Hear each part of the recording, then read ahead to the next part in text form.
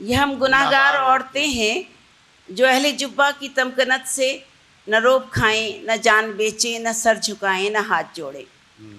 ये हम गुनाहगार औरतें हैं कि जिनके जिस्मों की फसल बेचें जो लोग वो सरफराज ठहरे, नियाबत इम्तियाज़ ठहरे वो दावरे अहले साज ठहरे। ये हम गुनाहगार औरतें हैं कि सच का परचम उठा के निकलें तो झूठ से शाहराएं अटी मिले हैं।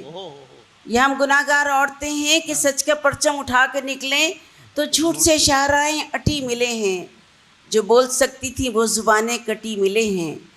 हर एक दहलीज पे सजाओं की दास्तानें रखी मिले हैं। वाह वाह वाह। ये हम गुनाहगार औरतें हैं कि अब ताक़ुब में रात भी आए तो ये आंखें नहीं बुझेंगी कि अब जो दीवार गिर चुकी है इसे उठाने की जिद न करना।